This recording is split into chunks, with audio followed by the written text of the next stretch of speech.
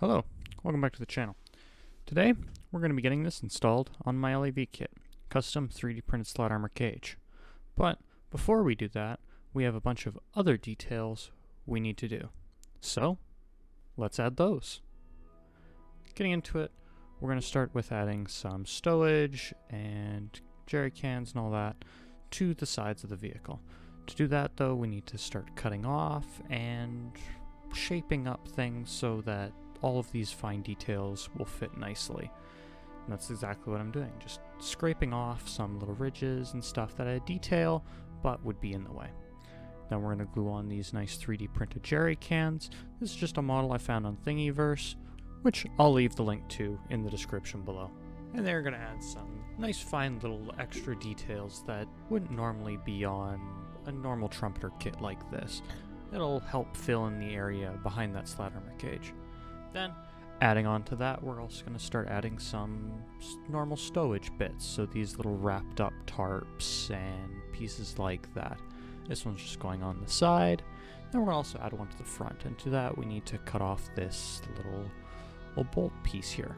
And doing that is simple. I just take my wide hobby blade and shave it down, cut it until it's all nice and flat, and then test fit up the stowage piece until it fits on good, and then of course glue it right up.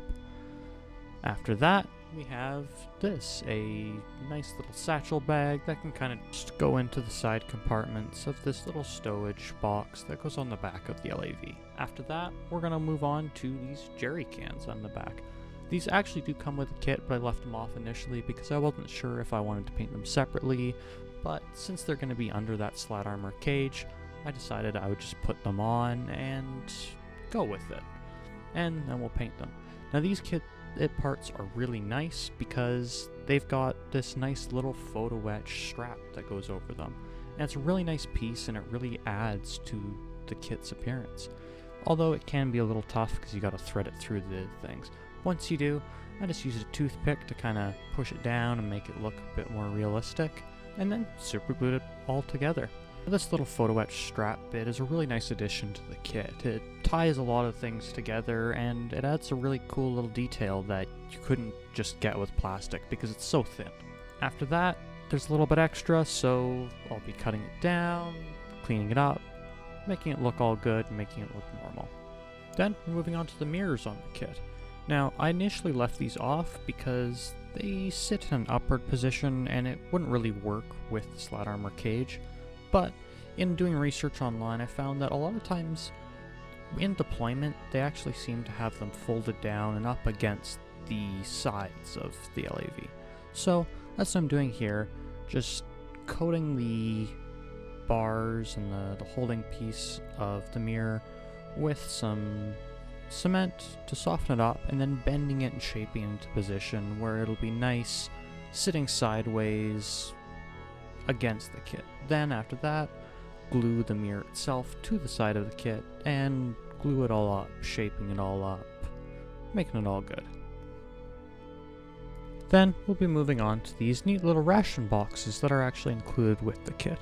They're just a kind of hard paper, not quite cardboard sheet that I'll have all of these printed out, and I just cut them out with a hobby blade, being careful to make sure all the lines are tight and getting it all good. Now, I like to leave some of the smaller bits and some little areas on each side till the very end, just so it's still held down in the paper, and then going back and cutting off that one side. It just holds everything in place so you're not always having to hold it down. After they're cut out of the sheet, I move on to cutting the side pieces so you can fold them up properly and get them good. In this part, I also check over each one, make sure that there's no overcut pieces or anything that I need to cut down, so they'll all look good going together. Then we're on to folding them up. For this, I use a nice long pair of flat-sided tweezers, just so you can get a nice flat fold and get those nice seams and crease lines that you need to get it folded up properly and good. Then I like to do folding the little side bits and then kind of fold them back out, then going into folding the lengthwise ones. After they're all folded up and you kind of test it, can do all the glue.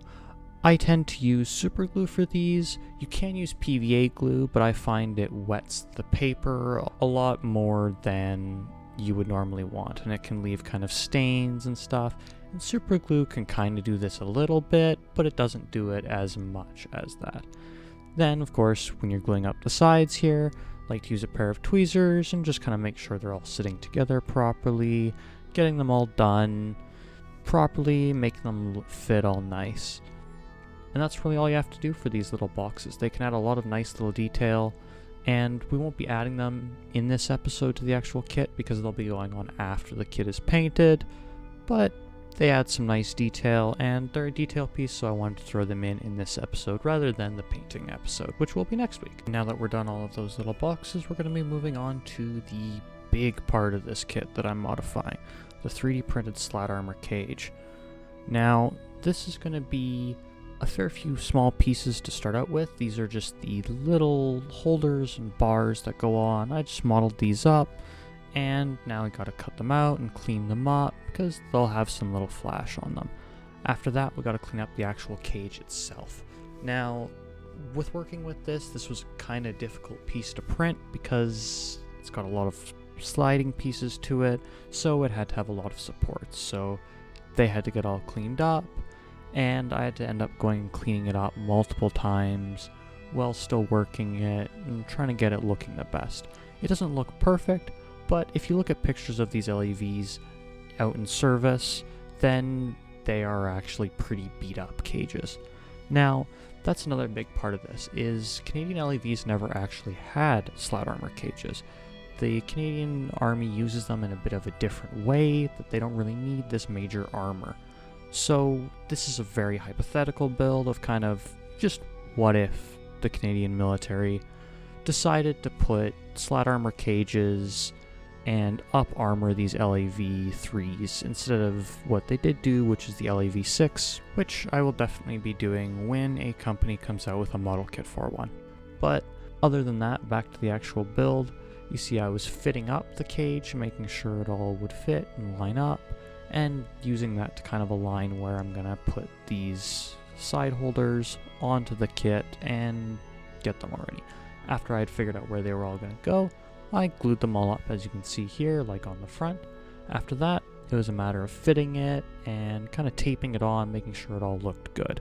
After I got all of the pieces taped up and fitted right where I liked them, I glued on these extra bits. These are just like little wheel covers that go on the side. And with that, the chassis Slat armor is done. Moving on now to the turret Slat armor, and this is a real kind of hypothetical bit because there aren't any real LAV-3s that have Slat armor like this with a turret like this. The Americans use Strikers, which have Slat armor cages, but they obviously don't have a turret. So I just kind of winged it, putting on these little Slat armor details that go on the sides and making it look just kind of cool. And that's really it for the Slat armor cage. Just going on, using super glue because cement, of course, won't melt resin, it won't work with that. And I'm gluing it onto a lot of photo etch parts anyway, so it wouldn't work anyway.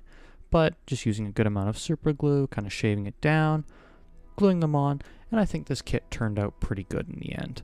Even though it's the first 3D modeled thing that I've made of this scale, but it should all be good.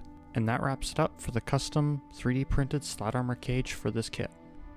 Of course, the next step is going to be primering the model and getting it all ready for the actual paint, which will be in the next episode. But before we do that, we have to clean it up. This is a really important step, especially if it's been sitting for a little bit or if you're in a dusty environment. So I'm just using my airbrush with, of course, no paint in it or anything, and just blowing off all of the individual parts, cleaning them up, making sure we get everything off. And that is a really important part, to just make sure everything goes down right and you don't have any bad dust or anything. Then I'm going to be using this little brush that is part of a Tamiya metal primer kit to just help prime the photo etch parts. You honestly don't need this. I haven't used it much in the past, but it can help with stuff chipping off of the photo etch parts. After that, we're on to actually priming it. And I just use a simple, currently I think I'm using a Mission Model primer. I like to use a lot of AK paints, but the AK paint I had hardened in the bottle for some reason.